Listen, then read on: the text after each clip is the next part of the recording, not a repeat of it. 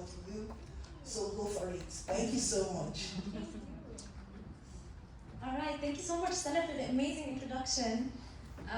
I'm honored to be here with you all. If you don't mind, I will be stepping off the podium just for a bit. I know it is quite ironic how we are all here breaking stereotypes and breaking barriers, and I'm here with a pink presentation. But in my defense, I'm recently become very fond of the color pink, as you can see. So yeah.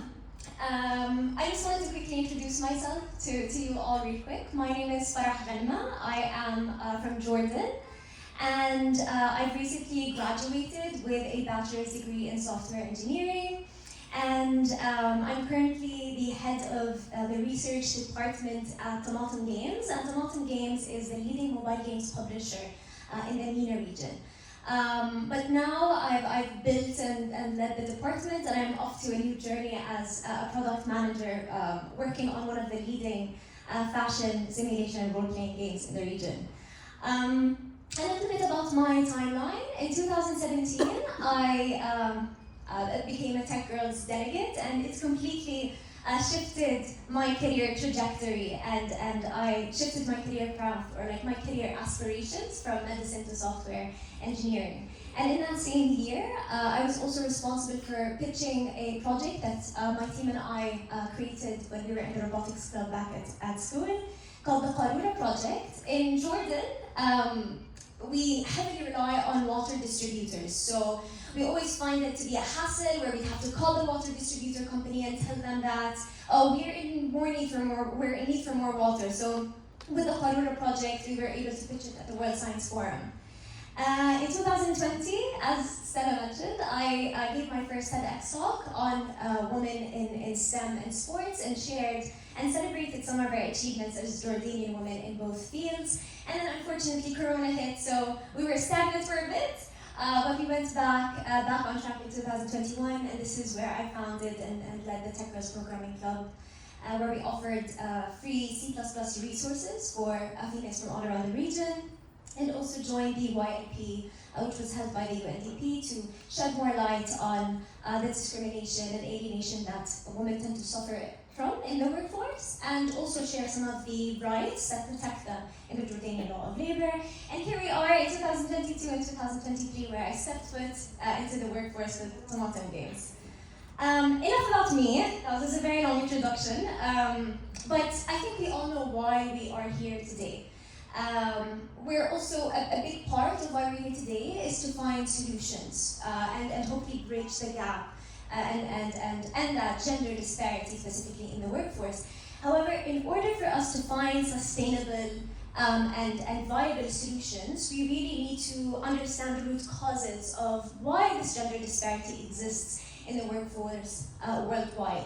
And we did touch upon some points today during our first session, but again, I really wanted to emphasize some of the internal barriers that we tend to set for ourselves as women.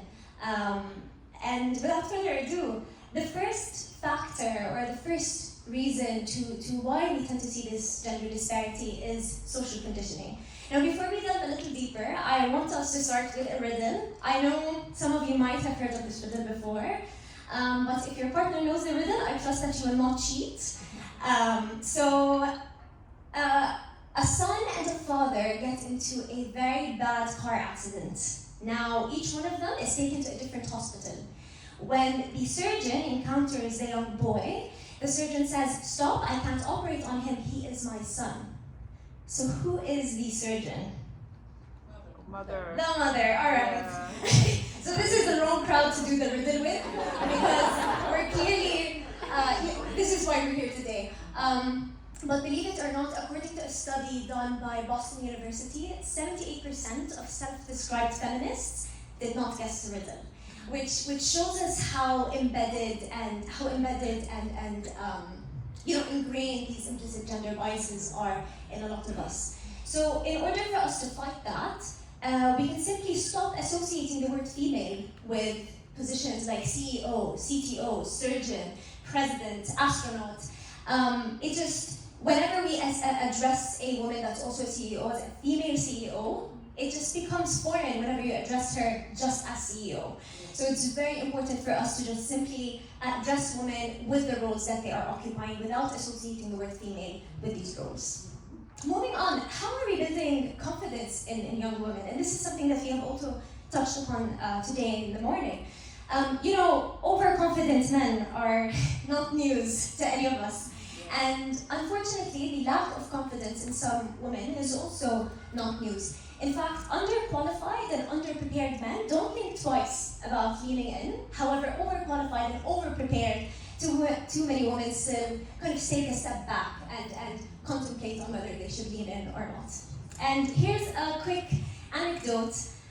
When I applied for Tomatum as a researcher, to say that I met 5% of the requirements was generous, to be honest. This was the first time I took a leap of faith.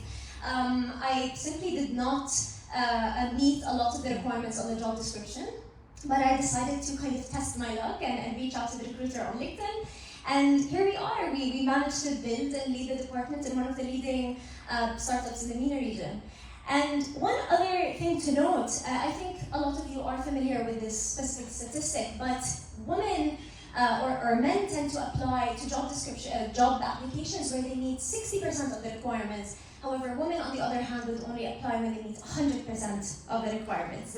And women in general, I think this is something we're all familiar with. Women in general are academically gifted. They're always the top students in all academic institutions. In fact, my father is responsible for the Jordanian Medical Board. And he tells me that in every year, a woman is always the top student.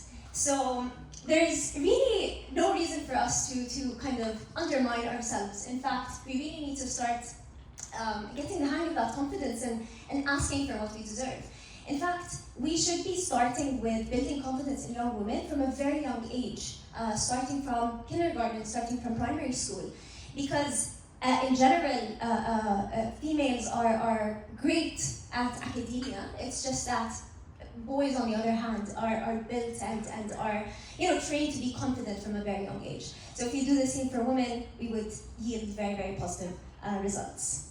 Now, where are the role models? And again, this is something that we've also spoke about today. Now, when I look at this room, I see role models in literally every corner of the room. You are all role models. But when we tend to expand our scope and tend to look at the numbers, it's apparent that 10.4% of Fortune 500 companies are female or have female CEOs, and Fortune 500 companies are at the top 500 revenue generating companies in the US. So this is a very, very low number for some of the very top companies, not only in the US but in the world as well. 23% of executives all around the world are female, which is also an incredibly low number.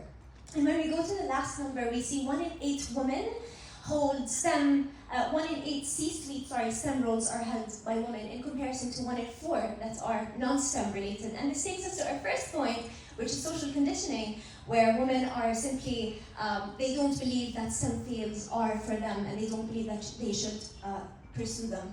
And some people tend to argue that, women aren't built for leadership. But when we look at the statistics and we look at the S&P 500, which is a stock market index also indicating the performance of top 500 companies in the US, we see that female-led companies are actually outperforming male CEOs by a lot.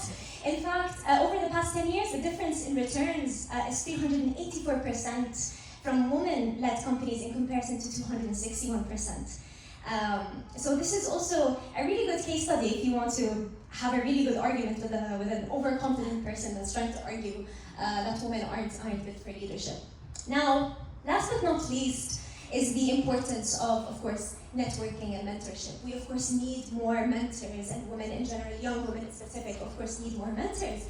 And this is, mentors help you navigate your career. They help you fight imposter syndrome and help you ask for what you deserve. So I think we're going to be discussing this a lot along the way. So I'm just going to be ending my presentation with one of my favorite quotes by Madeleine Albright.